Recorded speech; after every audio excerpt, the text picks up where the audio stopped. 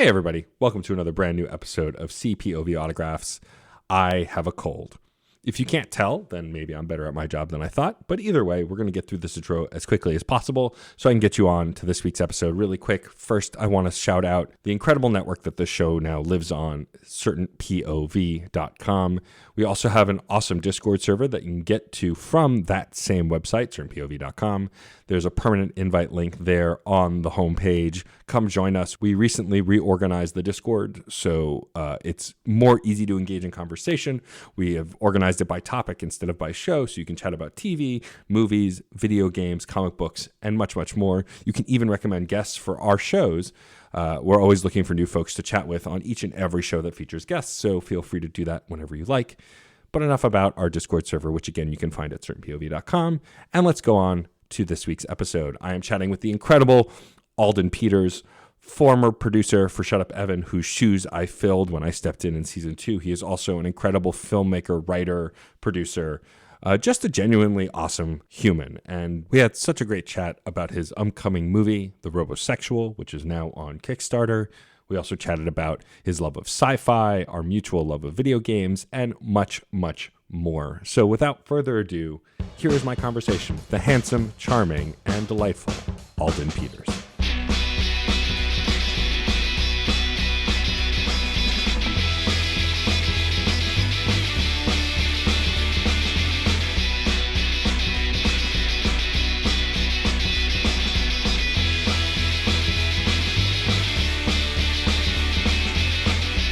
So we'll get started. I'm really excited to be chatting with you. My guest today is the incredible Alden Peters, the producer to end all producers, the very large shoes I had to fill in for Shut Up Evan. They're only a size 10. They're only a size 10. Oh, I actually have bigger feet, so that explains a lot. But I'm really excited to have you on, Alden.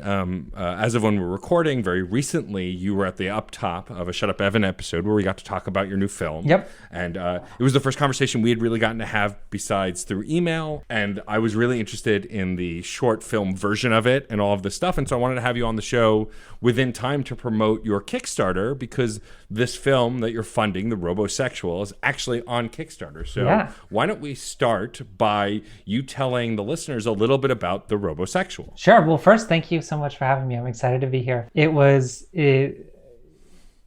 interesting to hear you say stuff like, oh, I had big shoes to fill, yada, yada, yada. Such a great producer. I had no idea what the hell I was doing.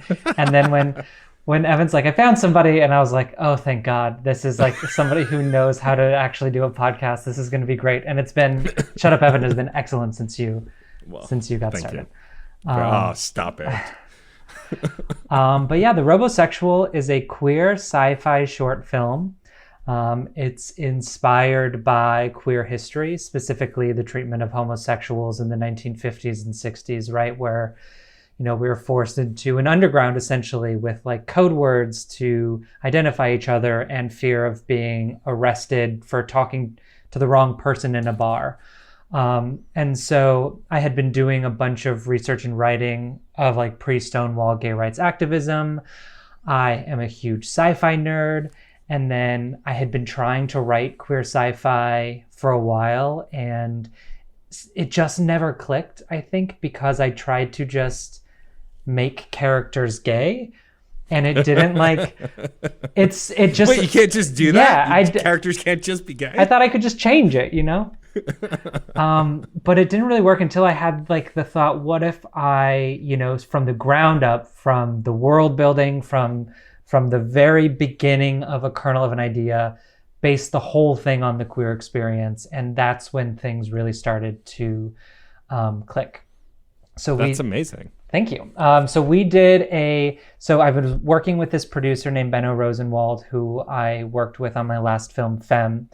And I developed the script with him for a while, and we had this plan ready to go. And then the pandemic got really bad. And so our compromise was just to shoot one scene from the movie.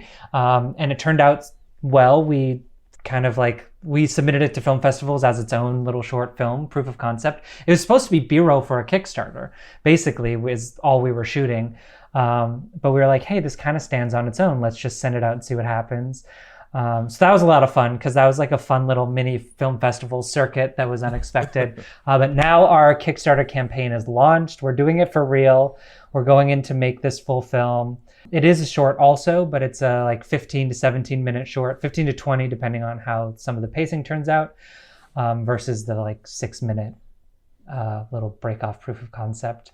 And today, as of recording this, we are coming to the end of the second day of the campaign, and we are 31% funded, which That's is amazing. not too bad after 2 days to be a third of the way done. And so, yeah, I'm feeling good. Yesterday, I'm not going to lie, I thought I was going to throw up. I felt like crying at some points. Yeah. Because I sent these emails out at like 7 a.m. and like, 7:30 rolls around and I was like, nobody's donated yet on a Monday morning at 7:30 a.m. This is a disaster. But I'm feeling hopeful now, which is good. That's great. I'm hoping that I can direct some of my listeners to support this as well. It is no secret that I am a queer individual and that queerness is a big part of this podcast. It would have to be if I'm anywhere in relation to Shut Up Evan and gay shit and pop culture. I have to admit that I get such a thrill whenever, like, folks ask me about all my podcasts, but when they ask me about Shut Up Evan, I get to give the one-liner, the gay shit and pop culture line, and it's just such a good line. Like, I'm almost mad I didn't think of something like that, like a one-liner for my other shows. Like, it's just really good. It's so good. And Evan came up with that and was like, and it stuck. And I was like, that's good. Just say that every time because it was perfect. But yeah, I mean, I want to know a little bit more about what went into making the Robosexual. And I guess let's start with, since you haven't really filmed a lot of it yet, you've just filmed the proof of concept. Like, that scene is done really well. I mean, the acting is phenomenal and the setting is phenomenal. But I want to talk about first the skyline scene. So it opens with this great, like, Blade Runner-esque skyline, which I'm sure is not by accident, this kind of future, neo-future. Is that all computer graphics? 100%. Is that really? Yeah. Like, it looks really tight. I think what's really impressive is then you also show an alleyway, which is clearly an actual alley with some special effects, right? Or is that all green screen? So the opening shot, the wide, like the exterior, that's 100% 3D. And then we filmed our exteriors on Roosevelt Island. There's all of this beautiful brutalist architecture there, and it looks like you're not in the city. So we filmed a bunch there. So like her walking, they have these kind of like glass covered walkway areas. So her walking through there.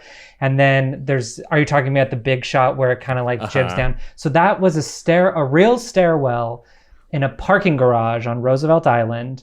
But originally I was going to just replace the floor because it's like she looks down and there's just a cement floor below her. So I was like, I'll just take out the floor and then just like look like there's a couple more levels. And it wasn't working. And so the solution there was to basically just the areas where she walks is cut out and then everything else has been replaced. So I kind of rebuilt some of the actual architecture with 3D software so I could extend it a bit and then also bring in a fake 3D camera to kind of adjust the camera move and then move into another fully 3D like kind of stairwell column that the camera glides down. That's unbelievable. And like, so it's clear to me you're not just the writer, you're not just the director, you're also cinematographer, you're also special effects. Now I assume obviously the Kickstarter is to bring in people to help you with some of this stuff, but like, that's pretty astonishing to me. I don't know a lot of other filmmakers who do everything. I mean, I guess as a director, you've got to kind of have some sense of the other parts, right? But this is really impressive that you're like the guy. It's true. We did have a cinematographer though, Shirley Chan. She is iconic. She was a documentary cinematographer that I've worked with. We worked together at HuffPost. We both did brief stints at Mike, though different times.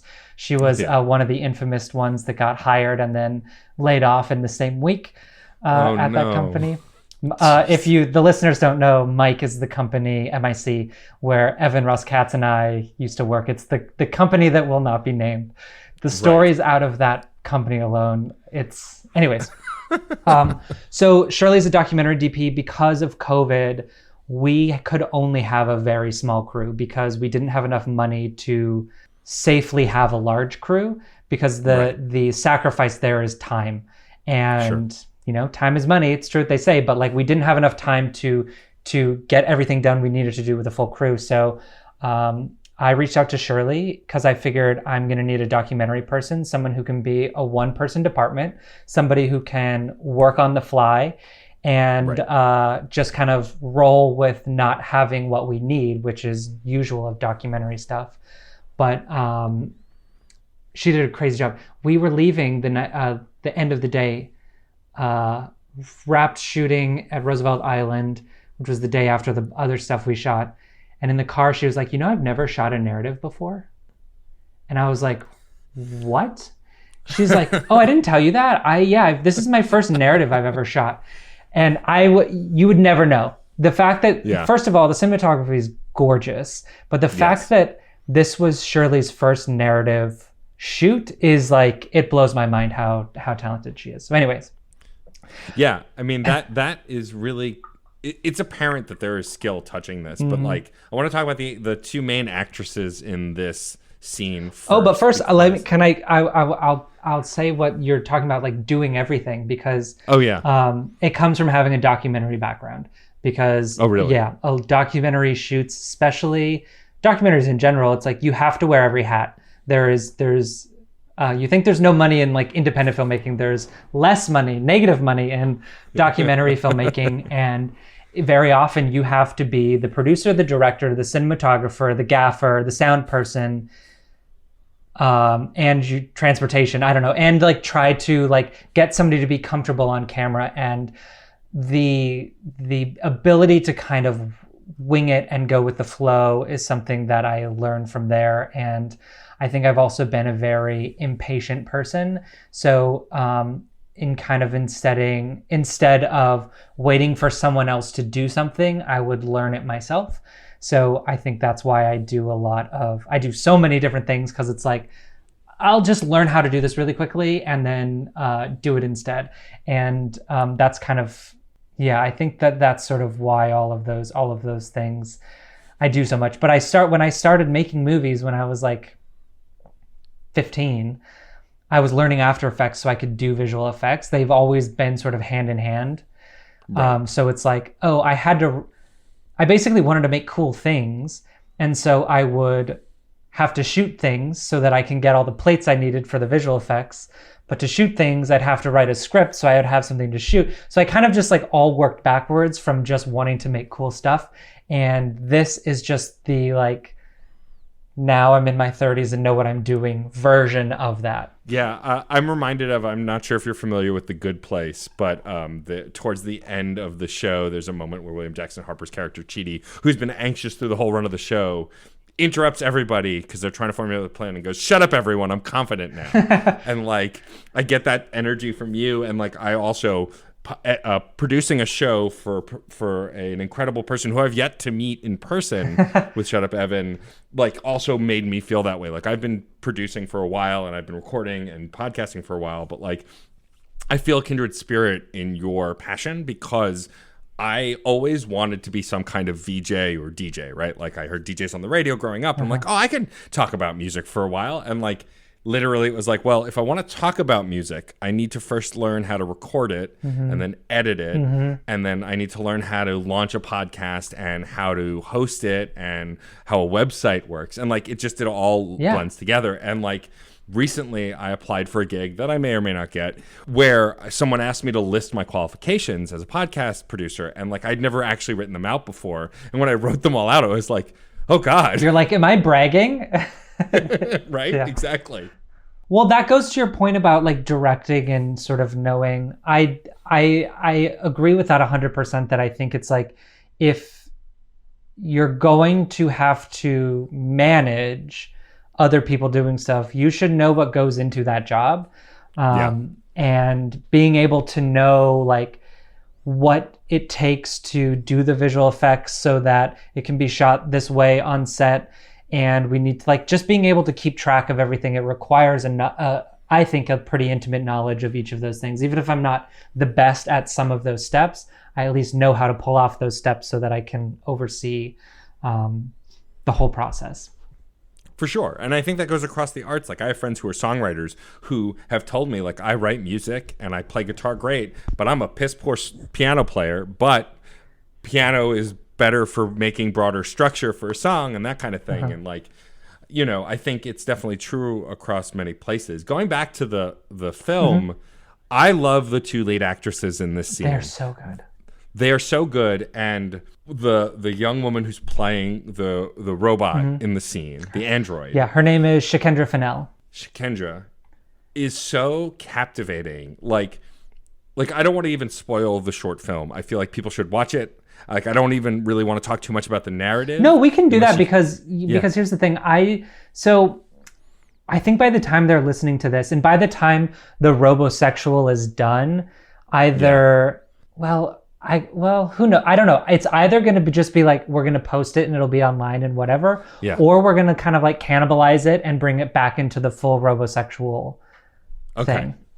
Okay. Well, I just want to say that I believe this character from the moment she looks at me. She is so captivating and has, I don't even know how to describe it, like this deep, intense look that you like fall into.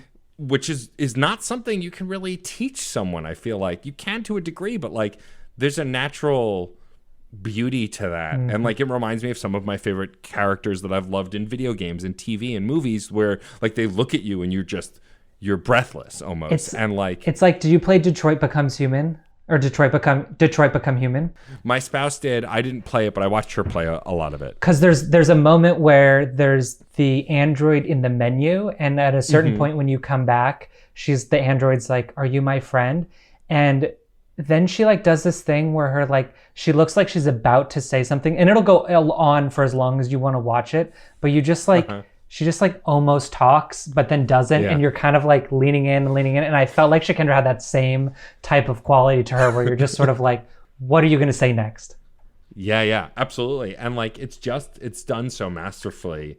And I think it's also because her scene partner, like as someone who is an anxious, nervous, guarded person sometimes. The incredible Janine Hartman. Janine is so good at playing this kind of nervousness that's familiar, right? Like anyone who suffered from anxiety or feels like they've been othered or that they're doing something that they know is okay in their heart, but others don't, which is, of course, a parallel to homosexuality and queerness in general. You know, we're taught growing up, at least folks our age, maybe not folks younger than us, that it's wrong and we should be embarrassed by it and we should talk about it. Like, that's conveyed so instantly in her performance also. I'm curious, what was besides just praising them and washing them with, just praise, what was the casting process like? How were the auditions? Yeah. Or did you just know at writing this film that these were the actresses you wanted? Whew.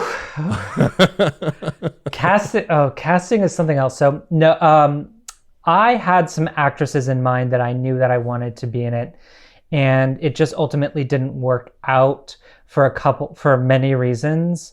One, because it was these two roles, they're bigger now in the Robosexual than they were, because this scene that happens that you see was the first scene in the Robosexual, and it was like half a page.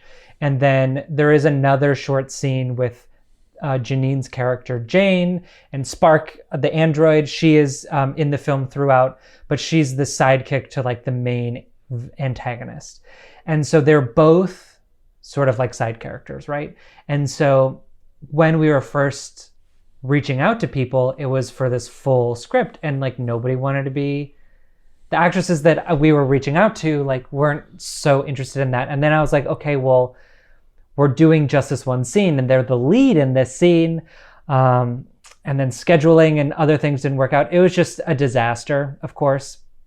So what I did was post on casting networks, which, like Backstage is a handful of them where you can post a job and people can submit with a resume or reel or whatever. And I just got a ton of auditions from that. And for both Janine and Shakendra, right away, I was like, yes. Them. Yeah. That's it. And so we did do callbacks. We did see another person for the role of Jane. Shakendra had it when she auditioned. It was like she was the only one that did it. So we still did callbacks with notes and adjustments, which even if you know you want to hire them, you do want to know ahead of time how they can respond to a note. So we will do callbacks with adjustments, and the adjustments don't even need to be necessarily what I want. It's just, if I suggest something, how are you going to take that and use it? And then the other Jane character was much more like slapstick comedy kind of nervous. And it was interesting, but very different. And what I did was, because I had audition tapes, is I edited them together. So I took the self-tapes from each of them and cut them together, added music, and just sort of like created the whole vibe of what the scene would be. And with Janine and Shakendra, it was magical. It was perfect. And that's how that worked. And then it was also great because I changed a lot of the dialogue to fit sort of the things that they were really, really strong at too. I love that. It's just so apparent from the minute you watch it. Like, also, like, I'm not unaccustomed to getting things from friends who are working on artistic projects. I'm in the indie work scene, and like, I want to support all of my friends who are working on anything, because anything I've learned over the last, I don't know, like 5 to 8 years is like, even if something starts out as it's not something you like, that doesn't mean there's nothing there, right? And if it doesn't hurt to help, I always try and help. Yeah. You know, I mean, if someone's doing something offensive or abhorrent, that's a different story. But like, and so, you know, when Evan tells me that you're coming on, I'm really excited. He sends me this. He's like, oh, he has a short film. You should check it out. It's not very long. I was like, all right, I'll check it out. Yeah. You know, only knowing minimally your background, having no idea you were a sci-fi nerd, and thank God that you are. I thought I was the only nerd working with Evan Ross Katz. Turns out I'm not. He has a type. Good to know. Me, you, and his boyfriend, all nerds. Yeah. But then I watched this and I was just gobsmacked. I was just, because I'm thank also you. a giant sci-fi nerd. And like, I want to ask, before we talk more about the film specifically, where some of your inspirations come out. Like, obviously anyone who watches this will see Cyberpunk and Blade Runner and those kinds of things. But like, even in the Android performance, I see some data from Star Trek. I see some, like, you know, Decker in some of the way people are carrying themselves. Like, I see these sci-fi, not tropes, but like characteristics. And so I'm curious where your influences are pulling from for the Robosexual, besides just being gay as hell, because obviously. Well, I think the thing about like Blade Runner is I think that is such a defining, I mean, that and what's his name? And William Gibson, it's like, those are like the two like yin and yang of like what cyberpunk is. So it's going to look like Blade Runner in some way, just because that's the genre. And I think other sort of inspirations came from data is one of them. Also Jude Law and AI, artificial intelligence. Sure. I know that I can pull up the lookbook because you kind of listed off some of the things in the lookbook. So yeah, we have AI, artificial intelligence. We have some Moonlight, Mr. Robot. Then there's a ton of like cinematography references. Those are some of the big ones. I think though, like some of the, especially for the production design, Cheyenne Ford, our production designer, she also loves sci-fi. And I found her by Googling production designer, New York City sci-fi. And she had the SEO on her website and had a little blurb how she wants to do sci-fi. And I know that she loved Blade Runner 2049. I think Ad Astra is another one of her like influences. But yeah, it's kind of like all of that stuff. And I think that like Mr. Robot is a key reference because of the cinematography specifically. A lot of like not having the lead room, having the person looking right at the edge of the frame. A lot of that we pulled from Mr. Robot. Mr. Robot, did I read this or did I watch like a video essay or something? But just talking about how Mr. Robot is cyberpunk, and it is just it doesn't look like Blade Runner, but if you actually look at the content, it is cyberpunk, and you certainly feel it in the tone of the show. And so yeah, those are some of the references. I think I also am like, I think The Matrix definitely was huge for me, especially in the wardrobe, but a lot of like the club party scenes, a lot of that like Berlin nightlife inspiration from The Matrix we brought in for sure, and a lot of the costuming. And then what else do I have here? I have some other like lighting references from Atomic Blonde. Sure. There I can see that. is some Totally. some Vertigo in there. I don't know if we quite pulled that off. And and also some like cinematography like Mr. Robot, but there's also this film called Soy Cuba, which is a Soviet era film. I know it was like Soviet, like the era of like Soviet and Cuban like alliance, but I don't know if it's actually a Soviet film. I want to say it is though. But a lot of that cinematography is very like wide angle lens, roaming camera kind of stuff that we pulled in for inspiration from a lot of Wong Kar-wai as well. Like Happy Together. What is his other big one? I forget. Anyways, the point is though that like a lot of these references, some of them are mine, a lot of them are Shirley, from Shirley the DP, from Cheyenne the production designer, and they all kind of like clashed together or mixed together into what we ended up with. I love that. I mean, it's clear as a sci-fi fan who doesn't have an allegiance to a particular sci-fi and watches everything, I can see a lot of it in this. I mean, even I see some Doctor Who in here. I see some Star Wars, just in like little bits and pieces. I'm curious, growing up, were you always into sci-fi? And what was like the most pervasive sci-fi for you? Because for me, I would say that Star Wars was the most pervasive as a kid. And then when I became a young adult, I started looking more into Star Trek and more into like the more cerebral stuff. Not that Star Wars can't be cerebral, but I think they're they're achieving different things. Not that it can't be, it just isn't.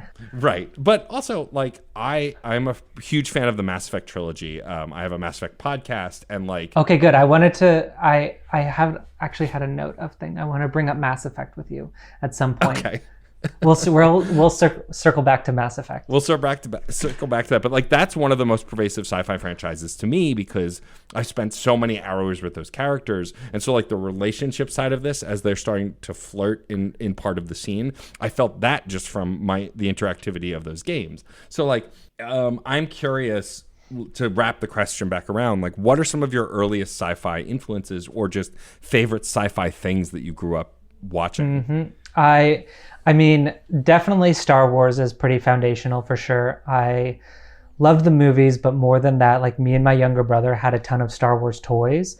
And so my younger brother and sister lived with my dad, who we would like visit on weekends. So when we were over for the weekend, we would have like all weekend long, just these massive battles with all of our Star Wars toys and just like make up our own stories and just like have like, you know, the original characters, the prequel, like they all were in this big war together.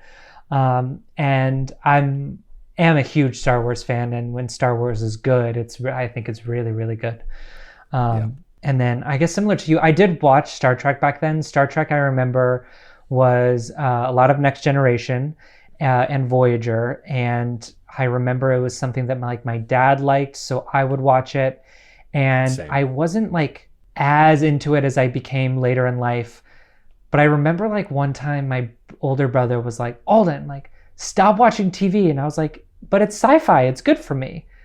I like didn't understand. I thought like sci-fi was like watching the Discovery Channel. It was like, no, it's okay if I'm watching TV if it's sci-fi. Because I'm learning. Yeah, exactly. And so those were huge. But I think my favorite sci-fi film of all time is The Matrix. And for so many reasons. I originally liked The Matrix, of course, because it was cool. It was just awesome kung fu fighting and the whole sci-fi element was awesome. That was my first kind of like in. But then it was mostly watching the special features part of the DVD, right? Yeah. And watching how they made the bullet time effect. It was this green screen studio, and the way that the camera moved so quickly was because each, film movement is 24 frames per second. It's just the video, like a film camera is just taking 24 quick pictures. So what they did is they set up actual still cameras in a semicircle. They all take a photo at the same time, but when you play them back frame by frame by frame, you have this moving camera while they're still. And I think like the visual effects supervisor was talking about this, and he was just nerding out about what they were doing, and I was fascinated. And that was the moment where it clicked, where like, wait a minute, this is somebody's job. Like his job is just to like do this. Holy shit, you can do that. And it's like the reason that I'm a filmmaker is because of that film. And then the third thing about The Matrix that has been so wonderful is how, as a work of art, it has grown either through the times or with me, or the lens through which we now look at the film because of the Wachowskis both transitioning, and looking at The Matrix as a queer allegory now, like gives me such like another layer toward of appreciation for the film, of like, oh, wait a minute, if you look at this as a queer awakening, then it's like, holy shit, this is the queerest sci-fi I've ever seen. Yeah. I mean, like, I didn't know as a young bisexual how important both Keanu Reeves and Carrie-Anne Moss would be to my sexuality. Like, Carrie-Anne Moss as Trinity, oh man. Like, and she's gone on to play so many characters. Like, she's even in Mass Effect, she plays a sort of like outlaw character in that. And like, it's funny. The Matrix, when it came out, I didn't even see in theaters. I wasn't that much of I was a casual sci-fi nerd. You know, I loved Star Wars. I loved these other things. But then when I watched it on DVD the first time, like you, like I felt like it broke my brain. Like I could see the Matrix code, as it were. Like it just changed me in a way, and I was like, oh, this is what movies can be. You know, it just, and also the soundtrack. Like, let's not forget, like that final scene with Rage Against the Machine playing as Neo takes off. Yeah. Like that changed how I interpreted music in movies, because then like from that, like some of my favorite movie soundtracks are like Scott Pilgrim versus the World and Birds of Prey, which came out recently. Like these movies that make the music integral to the moments. And like I feel like The Matrix was the first time to really do that in a modern way, that just like you couldn't have that scene without that song, right? Like Wake Up is just as important to that final scene of The Matrix as Neo and the special effects and everything else. So I share your adoration of The Matrix. Even the whole trilogy, like there were bumps along the way. It's not a perfect trilogy. I still enjoy all of those movies. I think it's a good trilogy. There's elements of both of the sequels that are crazy. That car scene alone is like, you know what, you just take it with whatever grain of salt you need to for that car chase scene. That's incredible. They built a highway for that. Are you kidding me? Yeah, well, that's like even like the video game, when they released the video game, which of Path of Neo, which of course I played, like, and Enter the Matrix also. Yeah, and Enter the Matrix. But in Path of Neo, there's a moment where the Wachowskis as pixel characters show up on screen and go, hey, so video games are supposed to have boss battles. There's no boss battle in the movie. So we changed the ending so you could have a big boss battle. And you fight this like giant Agent Smith made up of Agent Smiths. I vaguely recall that. I remember loving Enter the Matrix. I remember liking Path of Neo because you get Neo's powers, but it's a very different type of game, and it was like very surreal sometimes. So I vaguely recall that as the finale.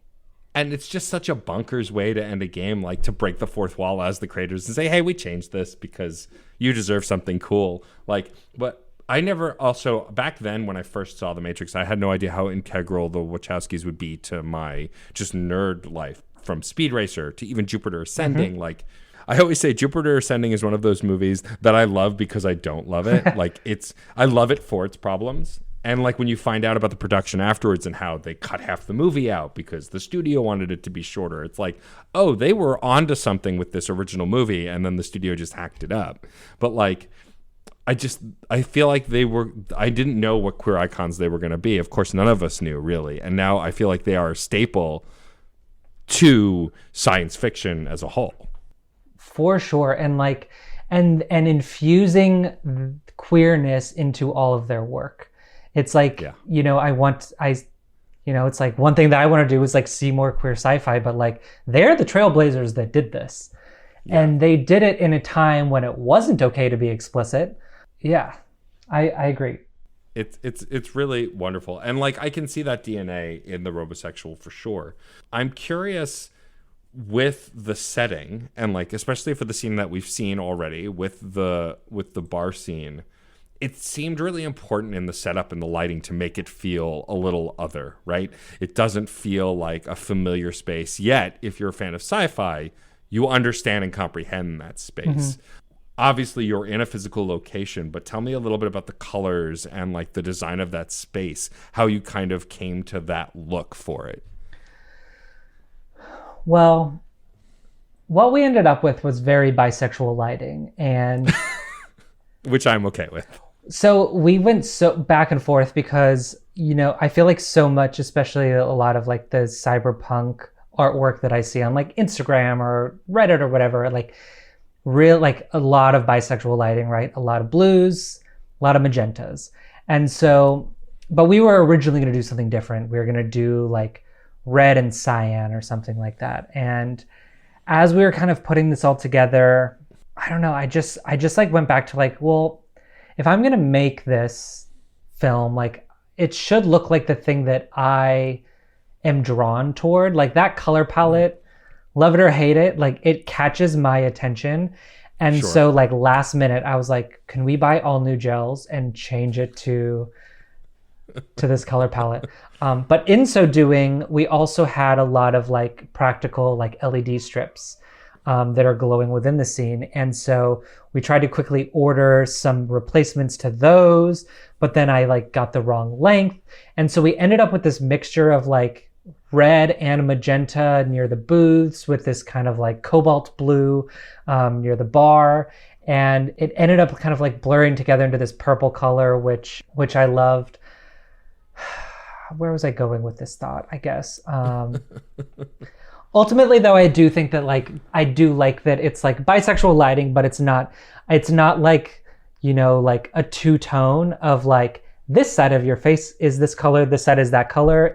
They blend into a purple, and there's like this purple hue to everything, which I really love. And if you go back to like the lookbook that I created, like that is the color of the background and the color of the whole vibe. So if I made a revised lookbook for something, I forgot why, but I replaced all of the reference stills we had with stills from our film, and it was seamless. And I was like, oh shit, if you actually like if you translated this PDF into what you see on screen, it was exactly this. And so that was a huge part of it. I think that like we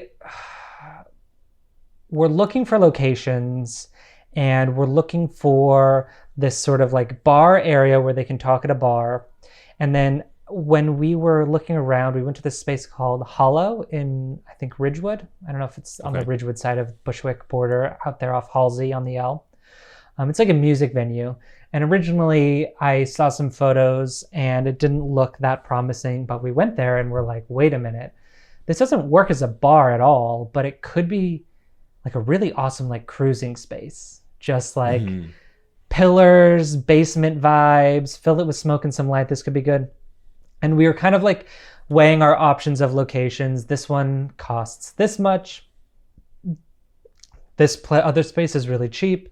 And so we started getting really into this cruising idea.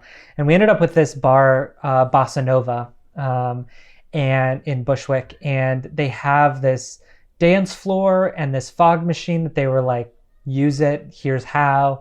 And we were originally going to do this whole sequence of her walking through this kind of like club in the fog where it's just flashing lights, figures cruising, really pulling inspiration from, a lot of like the nightlife scenes in The Matrix, which I came to appreciate much later in life when I was like, now I get it.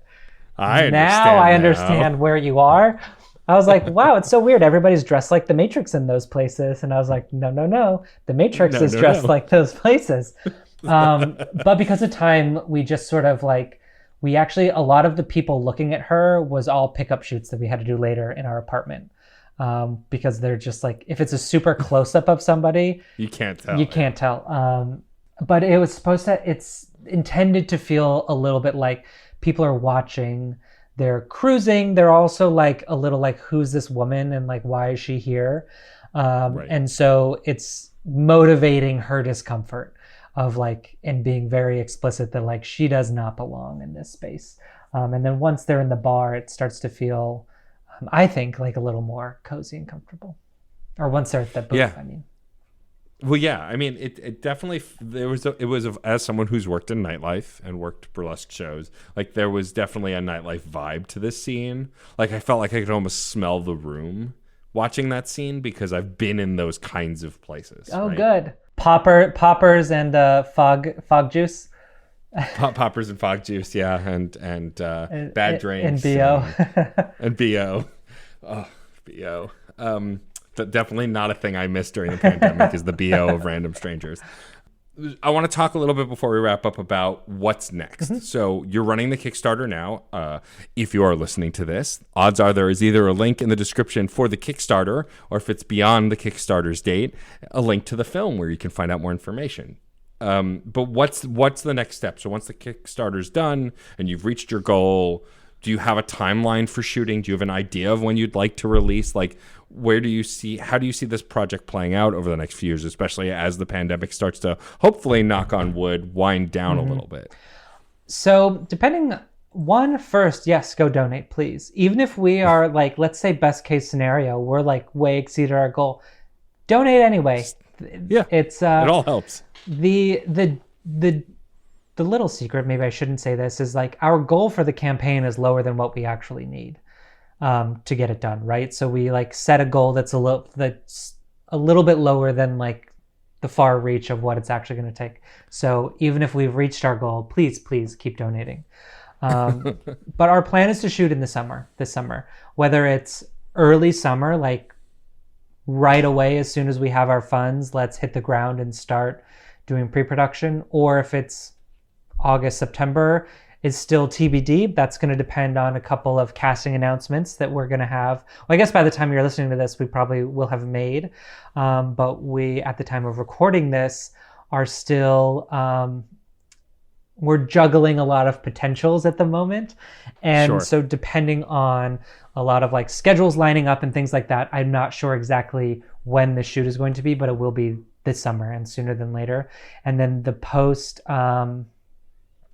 if that 6-minute version was any indication of how long the post is going to be, it could take a while. Not going to lie. Yeah. It could be quite a bit. There is the amount of like visual effects and stuff that for things you don't even notice, like the bar that we shot in, every shot almost I had to replace some sort of wall because there were mirrors on both sides of the bar, and there were some walls we weren't supposed to see, but we just ended up having to see them. And so like almost every shot there was something going on there that I had to cover up. But yeah, I think that it should be hopefully wrapped up by, we might be doing post through the winter now that I think about it, and maybe into the new year will probably be when it's done. I think that the other factor going into this is that there's this other opportunity has come about since making the proof of concept version where I got to pitch a project, and that's still kind of a question mark. And if things go well in that avenue, they're also looking to shoot in the summer. And then there's this other project that also might be shooting in the summer. So there might be like, in a perfect world, it'll be the chaos of having too much to do in the summer. But I think that the Robosexual is probably the one that I have the most leeway with fitting it in where the other ones don't align, which is such a fun problem to have. This is like the dream of being like, oh my gosh, too many shoots. Yeah, right. Too much stuff. Yeah, I mean, I'll often complain, like as someone who produces 8 podcasts and hosts 4, I will sometimes complain about how busy. I produce 8 shows. Yeah. Wow. And sometimes is it your full-time job? I still have a full-time job to boot. Oh my God. Yeah. So the progression of your reaction, the last part, that's most people's reaction. But that said, while I'm juggling all this stuff, and thankfully, knock on wood, I'm ahead on a lot of projects. I'm ahead on editing for a lot of projects. I'll complain, oh, I'm so busy, I don't have time for anything. And then I'll think about it, but I'm doing the thing I love all the time. Ideally, hopefully someday I'll get to do it full time, and that's the goal, and I'm working on that.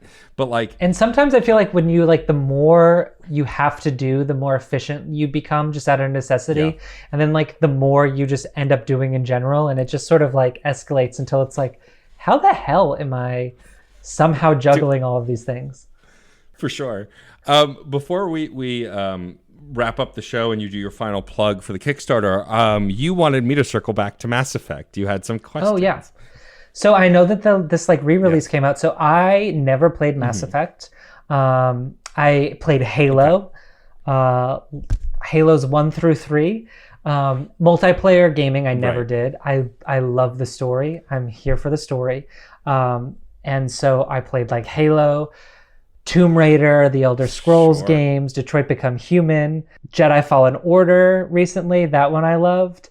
Spider-Man I never finished, but I did really like it. And then I was like, Mass Effect. This is the game that's like this seems like the game for me, but they didn't have it for the PS4. And I was like, well, that's stupid. And so we got Mass Effect Andromeda.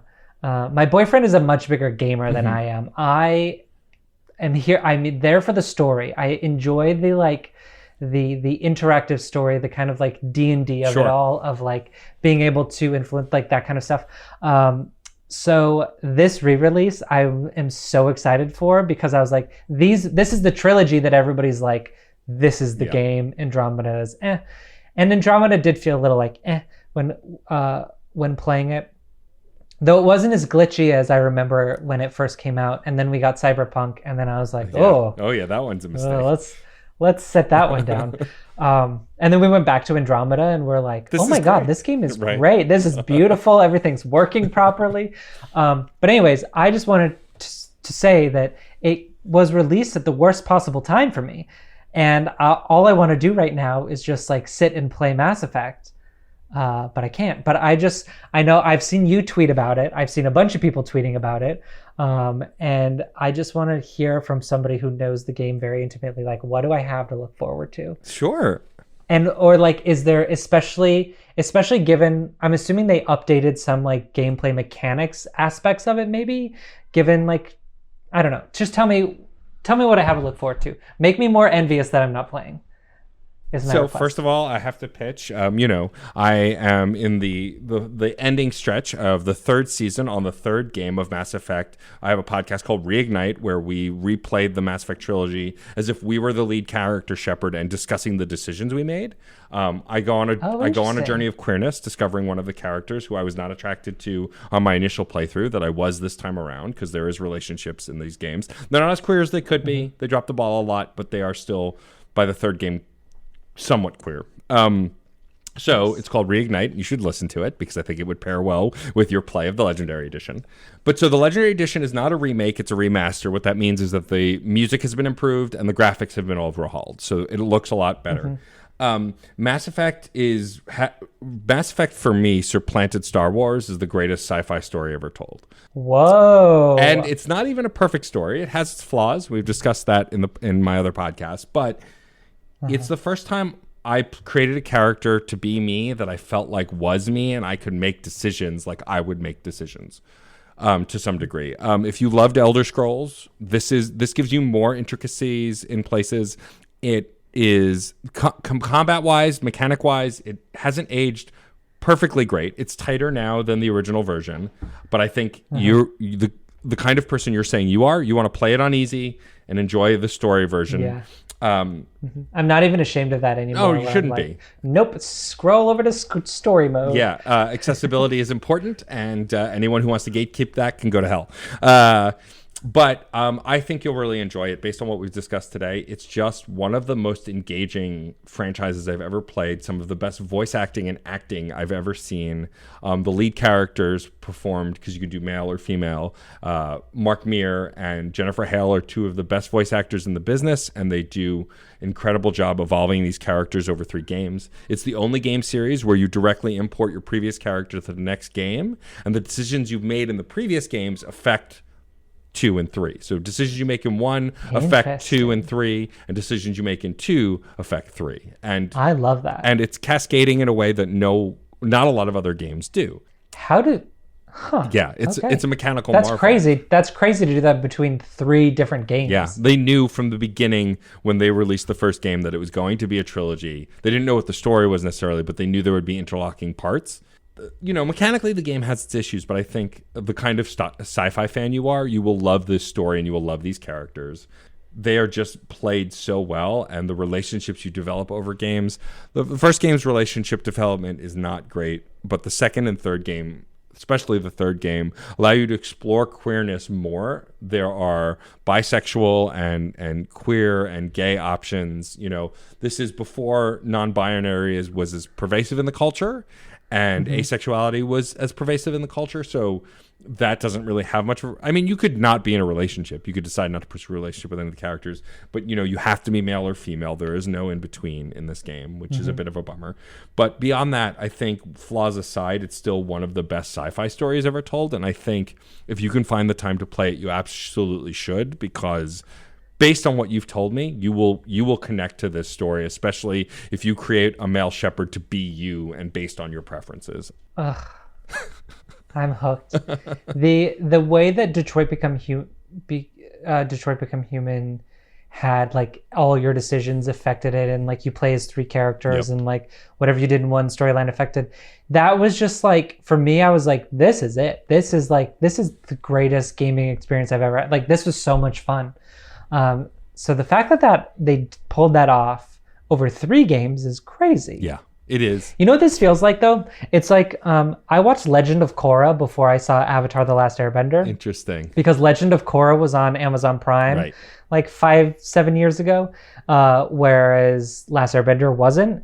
And I watched it and liked it. And then only recently, when it was on Netflix, did I watch The Last Airbender from the beginning to end for the full time, and was like, now you understand. This is why. I have a feeling that like it's the similar thing with like Andromeda, and like, okay, I get it, it's fine. And then from what it sounds like, everybody who's played the original trilogy of Mass Effect, it's like, I'm gonna play that one and be like, oh. Yeah, I think so too. I have not played Andromeda yet, and now that that's become known, once we wrap up season 3, season 4 of Reignite is going to be us playing Andromeda, and my co-host has banned me from playing it until I played for the game to gauge my natural reaction to this game that was more or less panned when it came out, to see if I'll actually enjoy the experience naturally with that, in a vacuum without the previous criticism. So we'll see. But yeah, definitely play it. My questions for you that you'll answer later is who you romance and which characters you like, because that's all I care about, because they're all my babies. But I'm curious. I did, when I played Andromeda, I tried to romance everyone and just like romance, like just to see what would happen. Right, sure, of course. No, it makes sense. I tried that in Dragon Age Inquisition. Apparently, once you lock in a relationship there, it's just like, no, you're with this one person. Fine, no polyamory, I guess. Well, Alden, this has been a delight. Besides being your Mass Effect advisor, I've had a blast talking about this movie, The Robosexual, that's being Kickstartered now. Before I have you sign us off and wrap up the show, can you please tell folks where they can find you on the internet and where they can find The Robosexual on the internet? Yeah, onlyfans.com / Alden Peters. Send me nudes. No, at Alden Peters, ALDEN Peters, everywhere. And Twitter, Instagram, for sure. Donate to the Kickstarter, please. And then follow along for the next project, which I will be doing. I don't know when this is going to launch. I forgot to mention this on Shut Up Evan, but I've been documenting the whole process of making this entire film. Oh, nice. In like production diaries, all of the Zoom meetings we've had, behind the scenes stuff. And I'm putting together a whole like YouTube series that's kind of like part production diary, part sort of like masterclass, part tutorial. That was inspired by Shut Up Evan, because I was like, I just like talking shop. Yeah. And I love like just talking about making things. So that's going to be, if it's not launched now, just because I haven't had time to edit all that stuff, follow along, because that stuff will be on the horizon as well. Yeah. Thank you so much for having me. This is great. I've always like wanted to be interviewed on a podcast. Happy to do it. And I have other podcasts that I will happily have you on at a later date. But so I will include in the show notes a link to the Kickstarter for The Robosexual. But if you go to Kickstarter and search The Robosexual, it does come up pretty easily. But now I'm going to have you. I should also say, of course, it's been a pleasure to have you. I'm glad to know you. I'm looking forward to being friends with you in the real world post-pandemic. if I should be so forward, and to experience. I mean, as of tomorrow, technically in the city. Yeah, that's true. We're allowed. We're all free. But that said, I am excited for the Robosexual. I can't wait to see it and share it with the world once it's done. Oh, it also it has a twist ending, which is something who doesn't love a twist? It's something I haven't said aloud, but we're excited for the twist ending. Cool. Just throwing that out if you like. All right, I'm into it. But to wrap up the show, we have a saying on this podcast. It was born out of my now on hiatus forever music podcast. And the phrase is, music is life and life is good. It's this idea that as long as you're making stuff, no matter how bad life gets, it's still not that bad because you can be absorbed and enjoy your work. So if you could sign us off by saying music is life and life is good, we will wrap up the show. All right. Music is life and life is good. Making movies is life and life is good. I love that. Oh, an alternate take. I love it. That's it for this episode of CPOV Autographs. Our theme music is by Michael Kill. Our logo was designed by Case Aiken and Joey Amons. If you liked the show, please rate and review wherever you get your podcasts. It's a great way to help us reach more listeners. Questions, comments, or guest recommendations? Email mr.nat.storm@gmail.com or hit us up on Twitter at CPOV Autographs. Thank you so much for listening. We've made difficult decisions. And there are still more ahead of us. 2 people aren't enough to save the galaxy. We need the toughest, Smartest. deadliest allies. We need you. We need you to join us. And listen to Reignite. A certain point of view podcast about storytelling. Love. And Mass Effect. Join us every other Thursday as we fight for the fate of an entire galaxy. You can find us everywhere you get your podcasts. Or at certainpov.com/reignite. We're counting on you. We should go. CPOV. CertainPOV.com.